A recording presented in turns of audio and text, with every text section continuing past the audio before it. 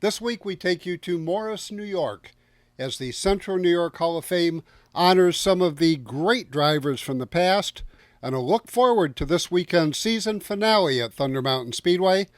All that and more on this edition of The Race Report.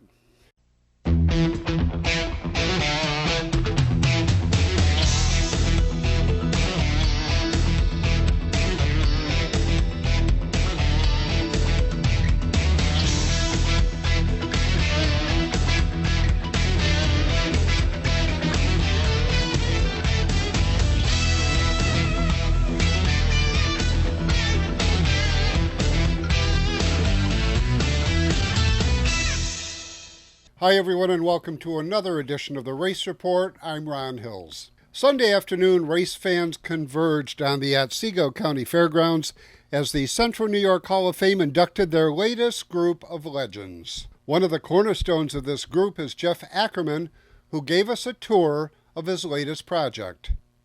This is a 1935 Ford. It was driven by Gene Cole at Midstate Speedway in 1960. My father and I just finished it up for this show, so this is a replica of that car. But Gene was a pretty big winner with this car. It had a 4 3/8 by 3 3/8 flathead in it. It was built in Willie Woost's garage in Edmiston, New York, and did a lot of winning. So you can see the trophies on the front of the car there. He won at the Brookfield Fair, and you want to hear it, Morris. He did most of his winning with this car. So the end of the car was at the Lebanon Valley in the same year, 1960. They went out there to Lebanon, and Gene said they kept jogging, telling them to go faster and faster for the drop of the green, and by the time they dropped the green, he was wide open. So they deposited him over the bank and into the Pittsfield Hotel, or crash room there, or whatever. But you come around this side here, the car, like I said, had a big stroker, flathead in it, and did a lot of winning here at Morris, which prompted them to add a little commentary for the other guys in the pits, which was Quit Your Belly Aching. And so anyways, it's been about not quite a year's project. Scratch-built car, frame was patched up, and then we started working on the body. The body had to have the wheel wells moved back, it had been moved forward. Fenders and everything were just piles. The engine wasn't much. So it was a father and son project. It took about since last October to get to this point here today. So, anyways, that's one of our cars. Under the hood of this one is a small flathead. we have Offenhauser heads on it. Cam did a valve job. Needs a little bit better pistons. Could have been bored. So it runs okay, but it's we're not going to fire it up for anybody. There's not any mosquitoes around, so we don't need to. This is the 43 that replaced it over here. This would be the next car out of the Woost's garage. The Mouseville Monster was driven by Moose Carey. Originally, this car was built for Gene. So when that car got totaled at Lebanon Valley, they built this one. It was painted green with gold numbers, yellow numbers. And about mid-1961, the insurance company that Gene worked for had said, you're either going to be a race car driver or an insurance salesman. And he made the right choice. So anyways, they got Moose Carey to drive the car, repainted it. And Moose did very well at Morris here as well with this car. It ran at 5 Mile Point too. Waterloo. They went to Lebanon Valley a couple times.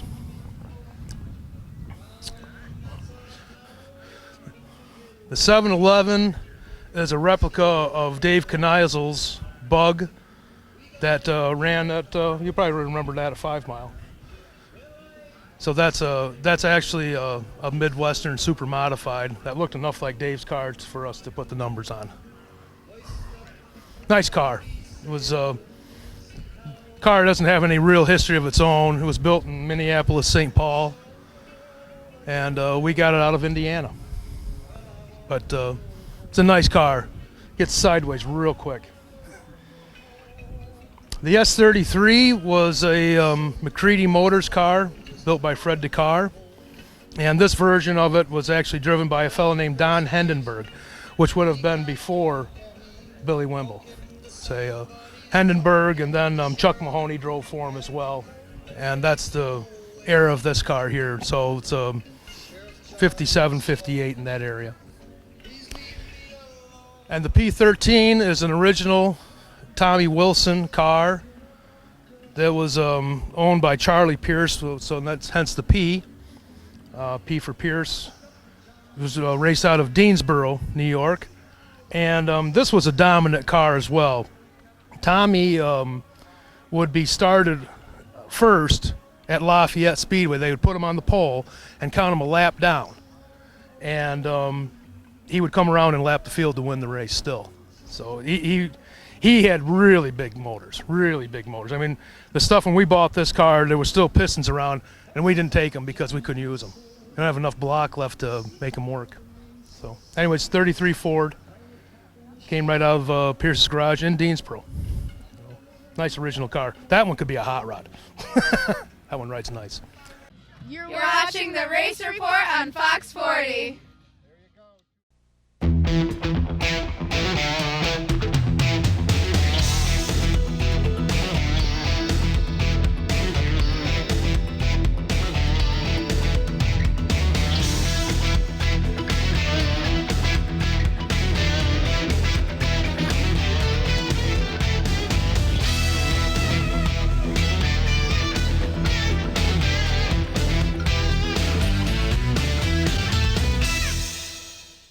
30 years of satisfied customers. That's the proud history of Brush and Pallet Auto in Candor. We have a large selection of cars, trucks, and SUVs. Here is this week's Car of the Week. We'll give you a $1,000 minimum trade-in, and we have financing options to fit your needs, including a first-time buyer's program. Think you can't afford it? We think you can. Check us out at brush-pallet.com or visit us in person at 598 Owego Road in Candor, New York. 98.1 The Hawk, number one for 20 in a row. This is Jason Aldean. Hot new country. This is Luke Brown. And kiss tomorrow goodbye. This is Charles, Dave, and Hillary. And we are Lady Annabella. And I don't know why you don't take me downtown anymore. Binghamton's Hot New Country. This is Carrie Underwood. Every tear soaked whiskey memory blown away. Binghamton's Hot New Country. 98.1 The Hawk. Unicorn Electronics in the Valley Plaza, Johnson City has the best pricing and selection of audio, video, and computer cables in the area. Don't spend a fortune on that HDMI cable for your new HD TV or Blu-ray player. Unicorn Electronics has quality cables in the lengths you need at a price you can afford. Expanding your network, Unicorn has the patch cables and accessories to make it happen. When you need to connect, think Unicorn Electronics in the Valley Plaza, Johnson City. For 3 generations, we've been building world-class American performance. Like the new Edelbrock Power Package Top-End Kit, based on Edelbrock's powerful RPM crate engines. Each kit includes aluminum heads and intake, cam and lifters, gaskets, and hardware to build your own 400-plus horsepower Chevy small block. For 3 generations, it's pure American performance from the leader. Call now for your free Edelbrock catalog. Edelbrock makes them right here in the USA. One driver inducted into this year's Hall of Fame is Afton favorite Wink Hinckley. You throwed a lot of fans down at 5 Mile Point Speedway, but I'm sure you have great memories here at Mid-State as well. Yes, I do. From Bill Rose to all the guys that are here. The car was a 56 Ford. When we first started out, I was back in 1971. I was a youngster then, and just proud to be here. Glad we still had the car to show off. How'd you wind up getting hooked on this sport in the first place? Through our dealership, W.S. Hinckley & Sons, Bill Rose. We sponsored him, and at the time he had an extra car. Said, why don't you give it a try? So they brought the car to me, dropped it off, and as the pictures show there on the board, we came with red primer and shoe polish. That's how we started. Okay, well, the car looks like it's seen some laps here. Tell us a little bit about the car itself, chassis, engine, everything. It's a 56 Ford frame chassis, and we had changed the sheet metal to a 67 Fairlane, which in the long run my brother and father drove. I drove it as a 56 Ford at the time. We had a 302 in it at the time. We must have grenaded that because it's not in there anymore. So, but they want us to bring it out, and it's been stored for probably 35 years in a barn. Okay, going back to the racing years, who was the one guy at the track that you just had to beat every week? I had to beat Bill Rose. I mean, he got me started, and he was good. There was Earl Muholder, the Holland brothers, and father-son team out of Jersey, I believe they were from. It's just a bunch of people from around here. It was fun. It was family. What was the highlight of your racing career? I guess your first feature win, which was in '87 at Fonda. And of all the tracks around the area, do you have a favorite? Well, a present company accepted, obviously. We won't put you on the spot. But of all the other tracks you raced at, which was your favorite? I liked Afton Speedway. I got a lot of good luck there. Had some feature wins in the sportsman division, and I had fun. Is there any one person that you met through this sport that stands out in your mind? I got to thank my father. He's passed away now, but that's how I got started, the money and everything. So I got to look up to Dad. When did you know it was time to hang up the helmet? I don't really know. My wife asked me that question, and I said, I guess it's just time. I don't know. Well, Wink, on behalf of thousands of fans over the years, thanks for all the exciting racing you brought to the sport and your continued support of the sport. Thank you. Thank you very much. Brent Cross has been a frequent guest on the Race Report throughout the years, but Sunday we learned where the family legacy began. Back to McCready Motors in Sherburne, where when I worked for them in the shop, and they were also in racing. So eventually it turned out we did it ourselves, and they've been doing it ever since. Okay. On a limited basis right now. And racing back then was a family affair. Standing next to us, your brother Howard. Right. Yeah. Tell us a little bit about how you got involved. Did you drive as well, or were you the wrench? Just helped on the car. Yeah. Well, where did the love of racing start with you guys? Oh boy, it goes way back. I think it started out in the back of our mom's house there. Remember they had the old car we had out there? Oh yeah. I think that's where it started. And just kept elevating, but a lot of things have the cost of racing and everything is cut it back down, but still there's always find a way to do it, you know. Brent and Aaron and Darlene are a big part of this whole thing. Now, can you think back to the first race you ever went to, Howard? No, probably Fonda. I think probably. Okay. Yeah. What was the racing like back then compared to nowadays? Well, it was very good back then. I don't know how it is nowadays up at Fonda on them tracks, but it was good. Good racing. Now, being invited into a Hall of Fame is a pretty big deal. Obviously, you accomplished a lot during your racing career here at Morris. Oh, sure, a lot, because it's close by, and it was dirt time, and that at that point in time, we hadn't thought about even doing anything other than that. And since then, Brent and Aaron and we've all gone into asphalt stuff, and now they have been doing Daytona and places like that. Now, who was the one guy that when you strapped in the car, you weren't going to be happy unless you finished ahead of him? Oh boy. Who was the guy you always wanted to beat? Bill Wimble. He was a tough one, was he? Oh yeah, McCready Motors.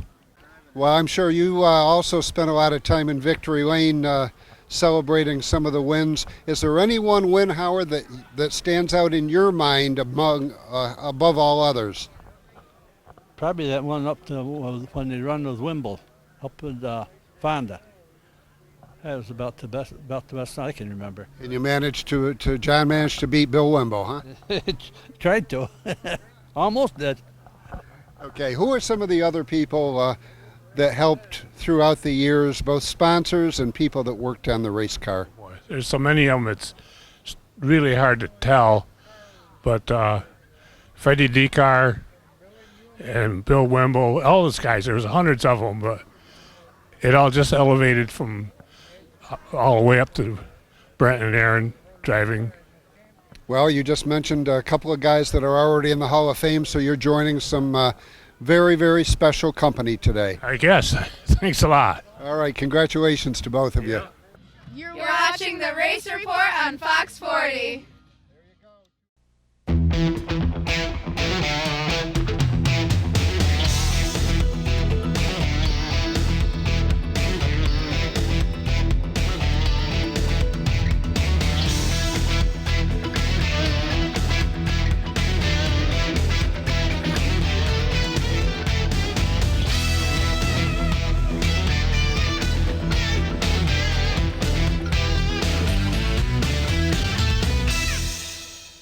98.1 The Hawk, #1 for 20 in a row. This is Luke Bryan. This is Eric Church. This is Tim McGraw.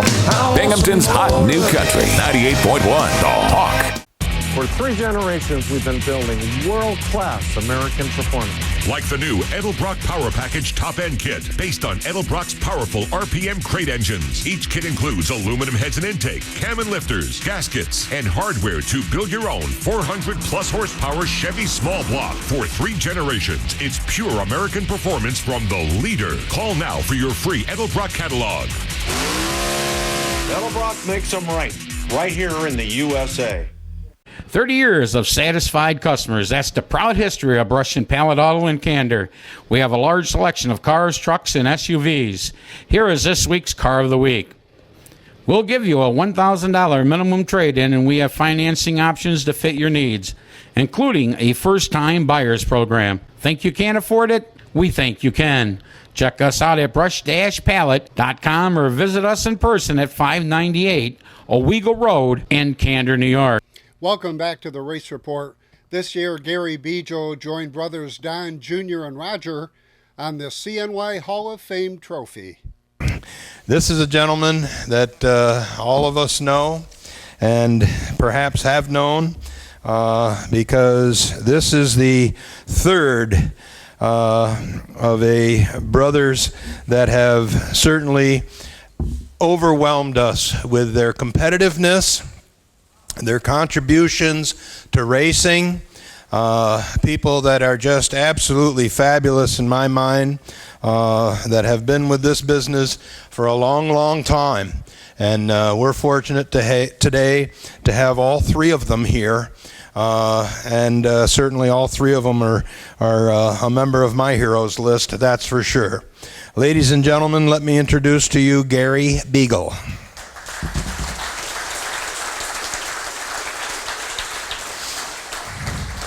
Now, most of you should know that the Beagle family from the Binghamton area, all right, and the beautiful Don's Automotive Mall and the Gary's U-Pullet facility, I know those people have kept me on the road for many, many years and continue to do so today.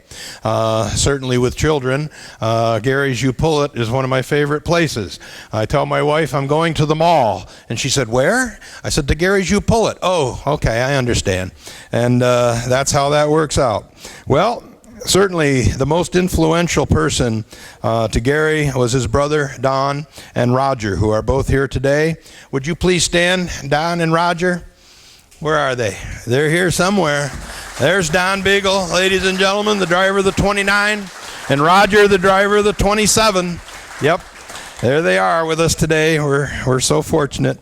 Certainly his brothers Don and Roger, he grew up watching Don and then Roger race, and of course helping them on their cars. He started to participate when he was 18, and in 1970 is when he started driving.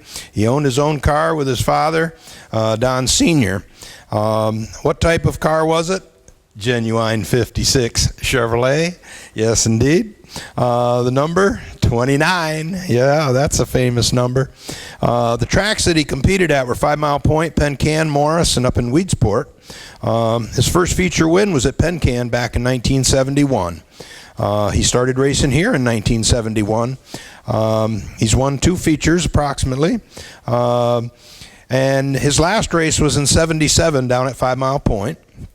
The most memorial moment in his racing career, Don, Roger, and Gary finished 2, 3, and 4 in a feature at 5 Mile Point.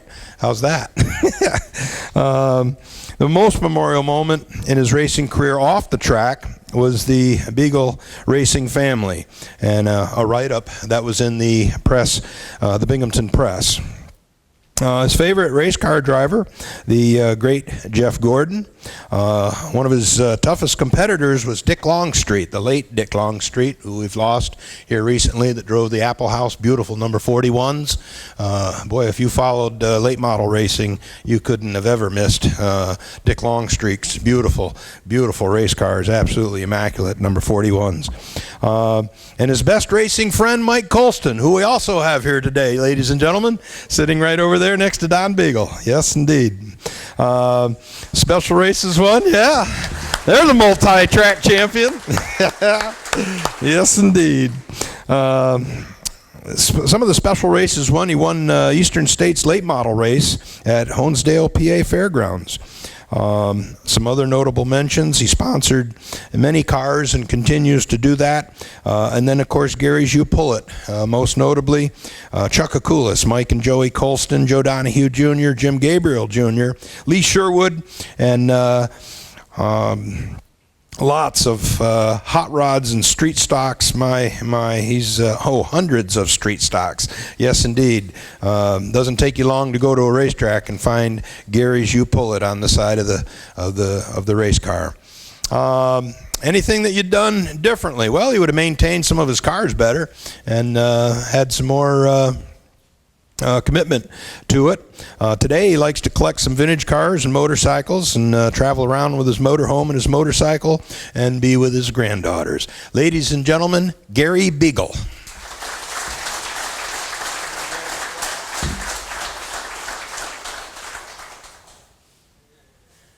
There's a beautiful picture of the 29 on there once again. Ladies and gentlemen, Gary Beagle.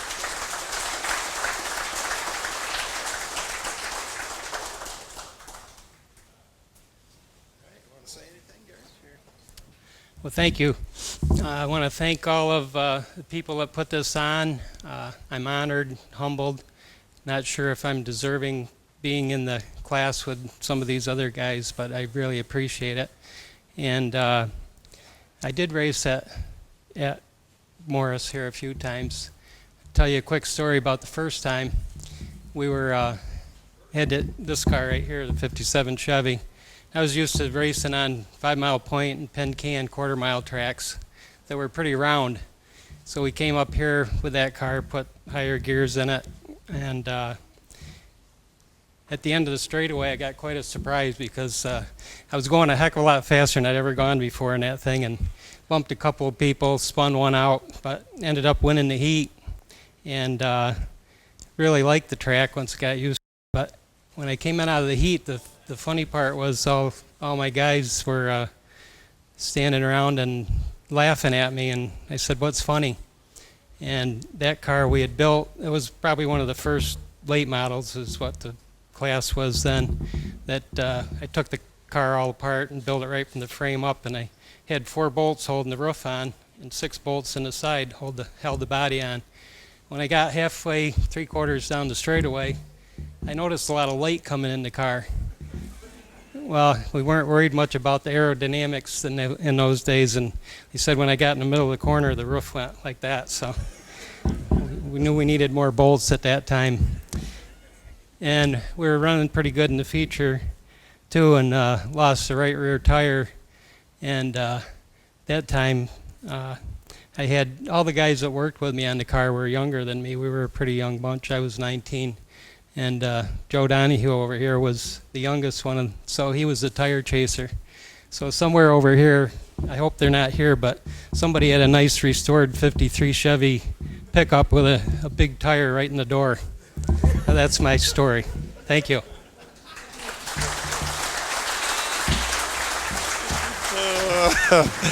Yeah, ladies and gentlemen, Gary Beagle. Those stories are just priceless.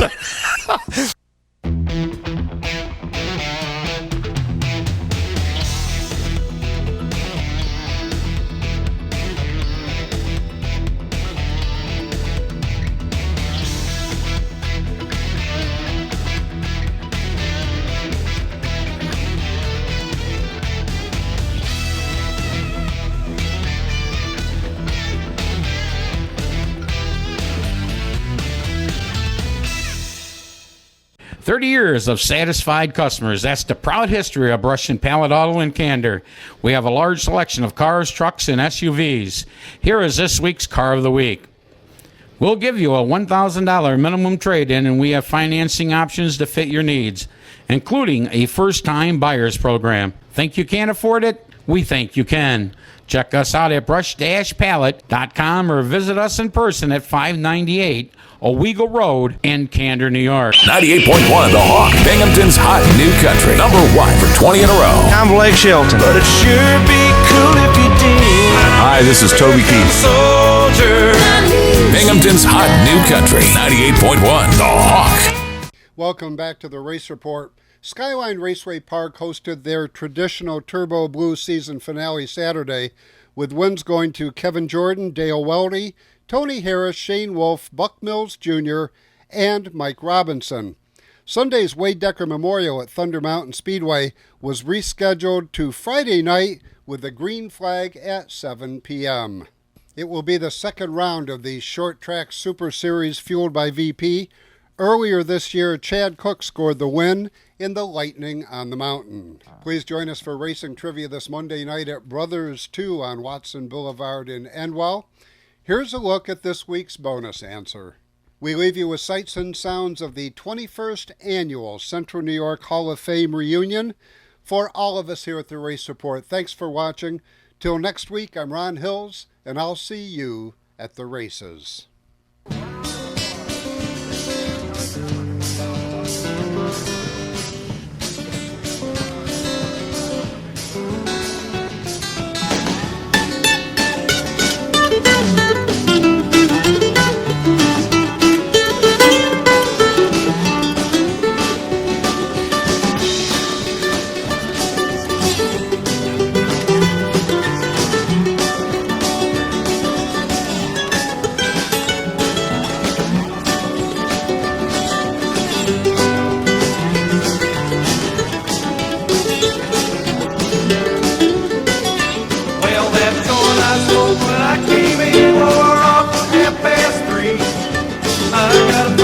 Better job so I can buy some better weed.